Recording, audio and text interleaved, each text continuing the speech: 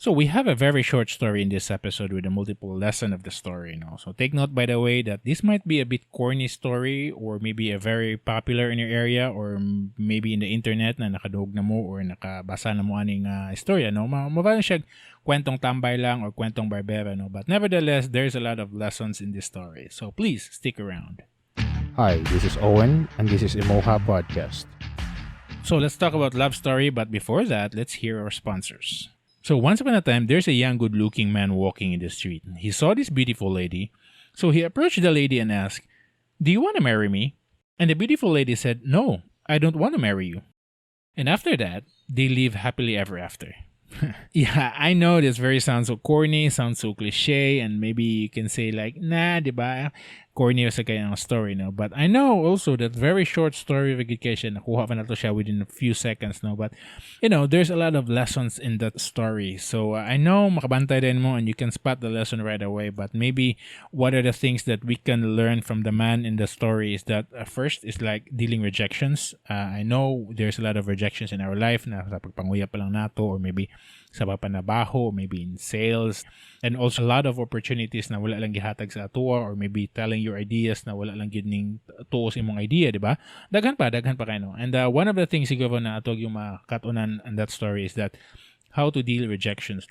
So muna siya ato ang kanang lesson na makuha na to gikan sa lalaki, One of the things that we can also learn from the man in the story, na aggressive ra kayo ang tao, na maybe presko sa kay siya, na mudul siya sa mga babae, But I know there's a lot of ways on how to approach it na dili anta padalos-dalos para makuha na to kung unsa mga itong gusto, di ba?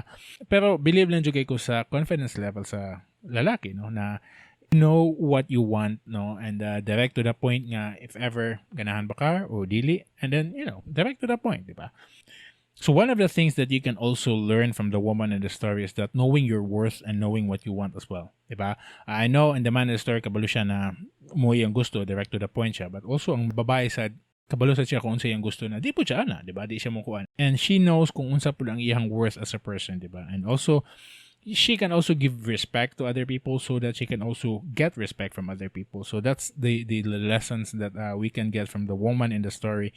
And also maybe learning to say no at some point. Bisan to guwapa, but there's also sometimes that we can say no to other people so that dili sad sila basta-basta lang, padalos-dalos na po sila, And overall of the story, that we can learn from that story is that I think you need to move on in some point na bisan to wala to kagisugot or wala to mo nagkadayon, di ba? But you can still be happy even though some opportunities is already closed, And you don't dwell on the negative side of your life na wala nimo nakuha kung unsa imong gusto, di ba?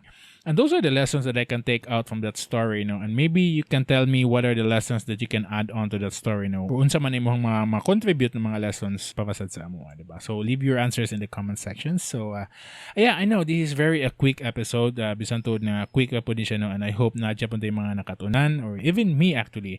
I'm learning every episode because I'm not the expert here, by the way, I'm just telling the story, understand it, and take out the lesson behind the story, So muna siya akong interpretation, and maybe lahi ang imong interpretation, di ba? So let me know kung unsa magani imong mga pagsabot sa aning story now. And again, leave your thoughts in the comment section, okay? So if you want more of these stories, so please follow us on Facebook, Instagram, YouTube, Spotify, Apple Podcasts, Google Podcasts, Stitcher, Pinterest, and buymeacoffee.com, okay? So I think dinha lang matapos ang atong episode karon, and I lang nyo kalimti basta magluto, maglimpyo, manghugas, manglaba, magkaon, maginusara, kanina podcast para sa IMOHA. I'll see you in the next episode, and I love you. Stay awesome, guys. Bye-bye.